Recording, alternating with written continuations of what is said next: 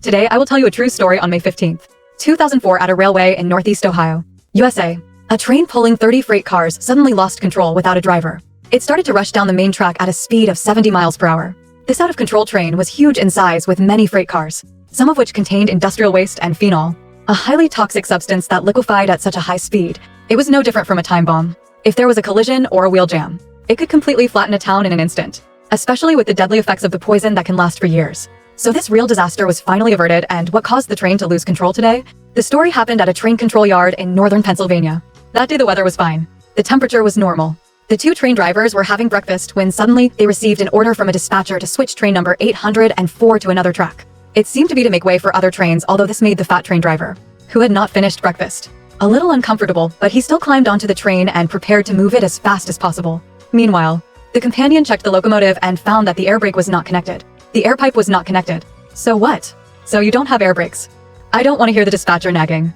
Just stop the train and do so when the locomotive is about to enter the junction to change tracks. The fat guy was very surprised. He found that the front track changer had not been switched according to the procedure.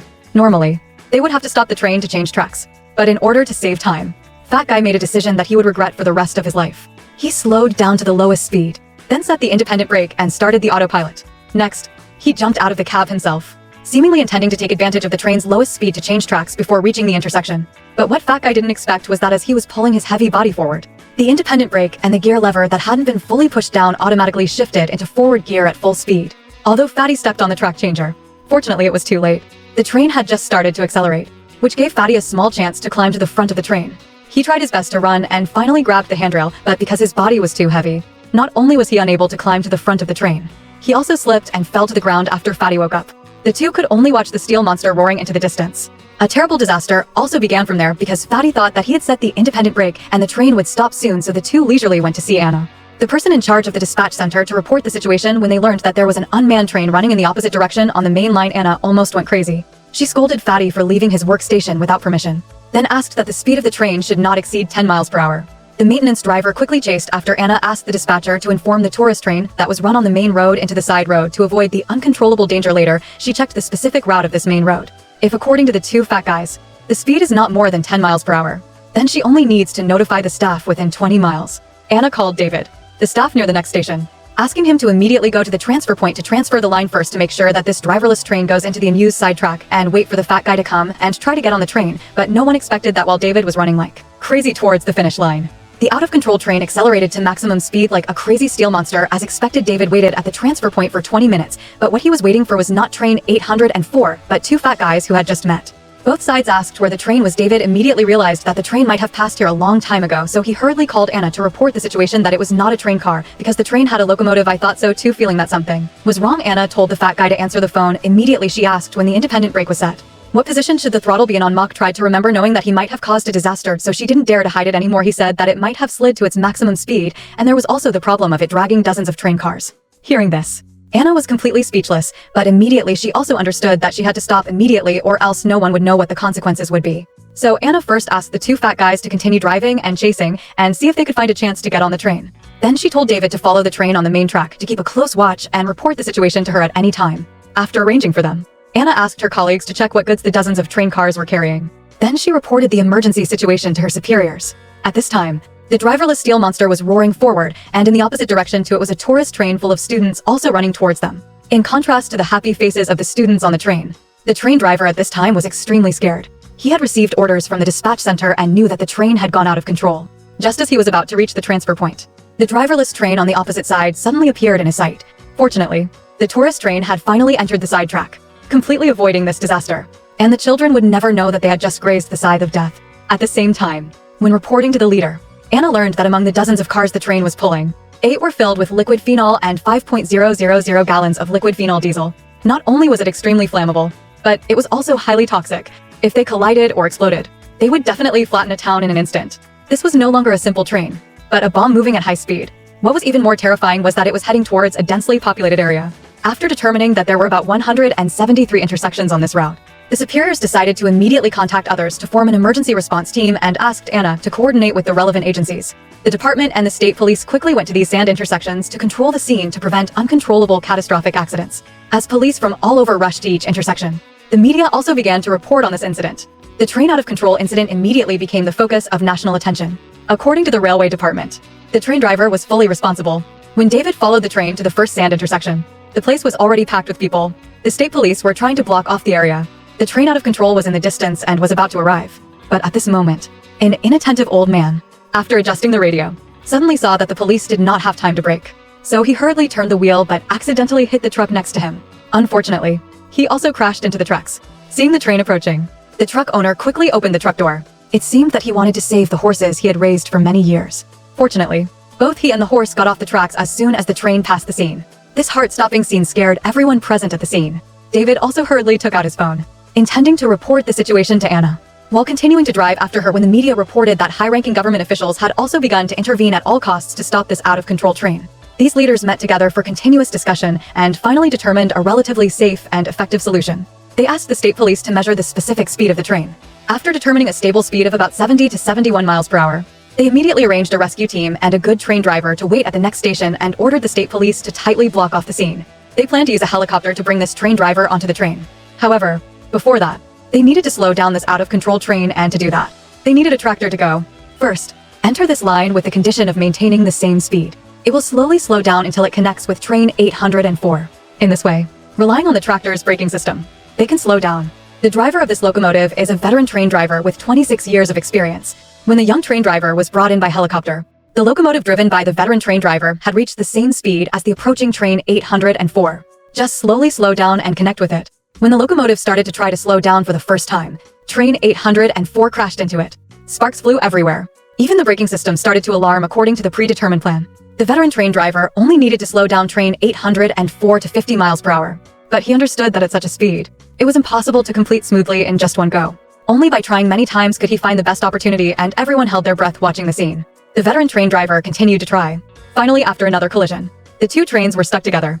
At that moment, the veteran train driver slowed down again. As a result, train 804 actually crashed into the train, slowing down when the speed dropped to 40 miles per hour. The experienced train driver quickly notified the people in the air to quickly board the train. The people in the helicopter didn't dare tran true. Immediately let the young train driver down, who would have thought that as soon as he landed on the roof of the train.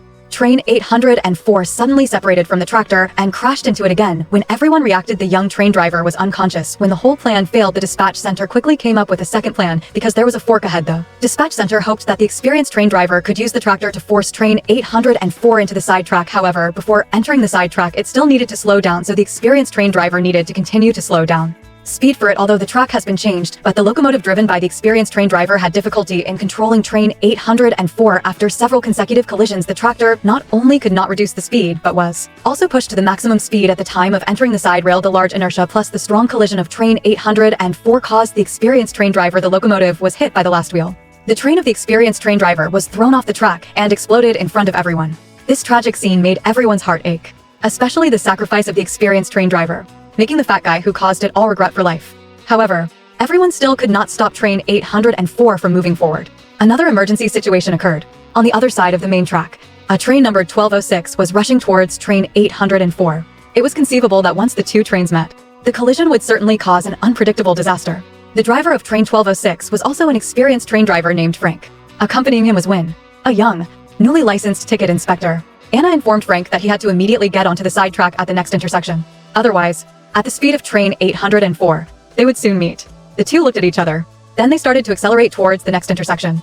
Fortunately, not long after, they saw the railway intersection ahead. But at this moment, Frank suddenly started to slow down. Wind, a novice, was a little confused. Frank explained that if you enter the sidetrack at too high a speed, it is easy to get stuck. While the two were talking, the silhouette of train 804 suddenly appeared in sight. At this dangerous moment, train 1206, driven by Frank, finally managed to enter the sidetrack. But because it was pulling too many carriages, the last carriage was still crushed by train 804 in an instant. Although it did not cause any other danger, this horrifying scene still made everyone's heart stop. Next, train 804 would pass through many densely populated towns. In order to avoid a bigger disaster, after careful consideration, the superiors made a decision to use mobile wheel straining equipment to make the train stuck in the first town. Only in this way could the damage be minimized. At the very least, this plan was quickly communicated to the departments. Frank also learned about this news through the radio, but for the decision of his superiors, Frank thought that this method was not feasible. The reason was that this freight train carrying dozens of cars was running too fast with its weight and speed, so the wheel tightening device would not work. And as soon as train 804 left, Frank noticed that the coupling device at the tail of the train was in an open state.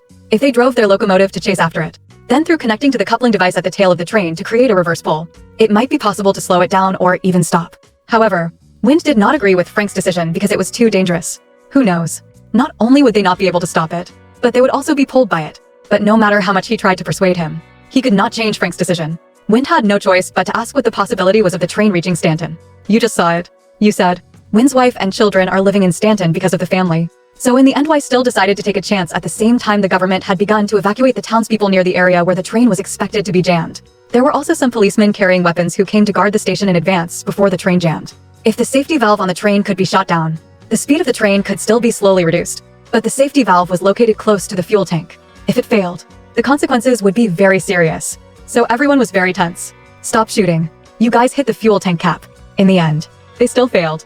At this time, Frank, who was driving the locomotive, told Anna about his plan, hoping that Anna could report the location of train 804 in real time. Anna also did not believe that the plan to use the jamming device proposed by her superiors could stop this train, so she agreed to let Frank try. At the same time, she also made it clear to Frank that there were some dangerous freight cars on the train. At the same time, the rescue team had already installed mobile jamming devices, although the consequences of a jammed train were very dangerous. This was the last way to stop it from advancing. However, the superiors clearly underestimated this speeding steel monster, just as Frank predicted the wheeled device could not stop it in the blink of an eye. Train 804 destroyed them at lightning speed. Witnessing the scene, the superiors were completely dumbfounded, seeing that there was no way to stop it. Just 2 more stations to Stanton, where not only was it densely populated, but also had a large section of land. Experts speculated that with the current speed of train 804, it would definitely crash into town and cause a huge disaster. Anna could only hope for Frank, hoping he could quickly catch up with train 804. We are reporting live from the scene. This could be the biggest disaster in Pennsylvania history. Not long after train 1206 appeared in everyone's sight, everyone quickly understood their intentions. Some even started to simulate, see if this method was feasible, but no one sure they will succeed.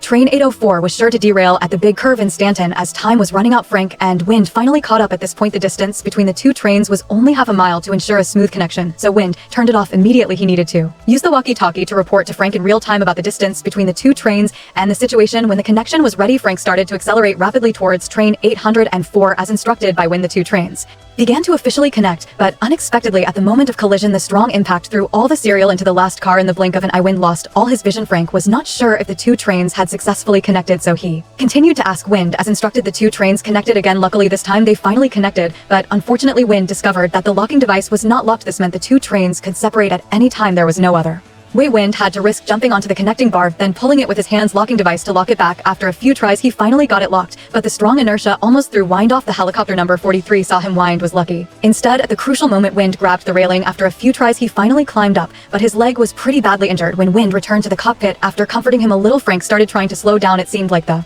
speed and power of train 804 was beyond imagination. Train 1206 had to try a few times to start slowing down, but could only maintain 50 miles per hour with the brakes on alert. Train 770 be pulled. Train 1206 continued to accelerate. If it continued like this, it wouldn't be good. The big curve at Stanton was coming up. The only thing to do was slow down train 804 by about 20 miles per hour. They could cross safely now. If not, all the 2 would run off the tracks. At this time, Wind thought of a way. Each connecting point between the cars of train 804 had an independent braking system, and they could completely jump over it. Open all the brakes of the cars behind train 804, and with the pulling force of the engine, they could definitely reduce the speed of train 804 to the lowest level. Because Wind's leg was injured, Frank assigned him the task of driving the train, and he himself, regardless of the danger, rushed straight towards train 804 while Frank kept jumping from one car to another. Wind informed Frank that the current speed had dropped to more than 30 miles per hour. He intended to try using the braking system of train 1206 to reduce the speed to 20 miles per hour. But unexpectedly, the handbrake system broke down just after starting up. Seeing that the handbrake was broken, Wind had no choice but to inform Frank of the situation. Frank told him to immediately set the independent brake, established without waiting for the corner to open. At this time, only the independent brake lever was not affected when Wind opened the independent brake. The train also entered that big corner, perhaps because the speed was still too fast. The wheel on one side of train 804 was about to get stuck. At that moment, Frank told Wee over the radio to quickly pull the brake lever. Just like that, after several continuous pulls, the train's wheel that was about to get stuck finally stabilized. The train luckily passed this big curve, making everyone watching train 804 extremely moved. However, although the curve had been passed, it would not be long before the speed of the train would still increase. Only by taking advantage of this moment to reach the front of the train could the train be controlled to stop.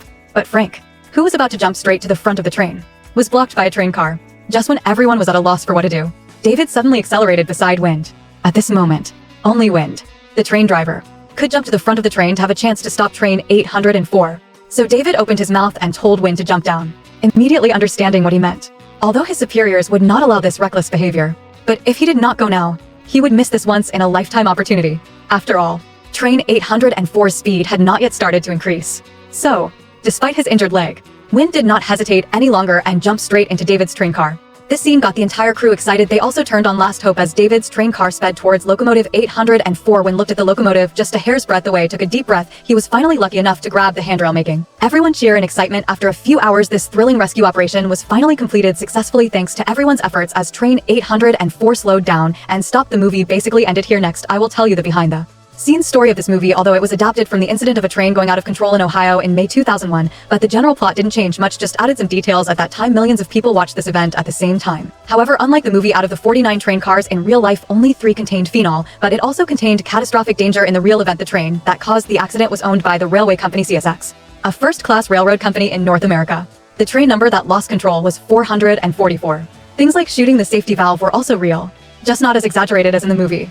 What's interesting is that this train had an accident again in 2005, and this time it ended up stuck in a wheelbarrow, ending its life. And the fat guy who was the prototype of the character that caused the accident was fired the same day. According to the information later, he was sued and convicted. When director Tony Scott filmed this movie Unstoppable, he didn't rely on CGI technology. All the locomotives and train cars he used were rented for real. Even the sparks created when the train collided were filmed for real, so the feeling that the movie brings is not only real, but also has a suffocating tension. The biggest feeling that this movie brings to us is disaster. The people in the movie are not afraid of death, unite together. In the end, we joined forces to stop the disaster, and the world we are in living today can have all kinds of disasters happen at any time. If we can be like the movie, or like the employees of CSX, then maybe we can prevent a tragedy from happening. The value of a movie lies in its reputation, and the value of a movie review lies in its emotions. Today's story ends here. Thank you for watching the movie. What do you think about this movie? Please comment below.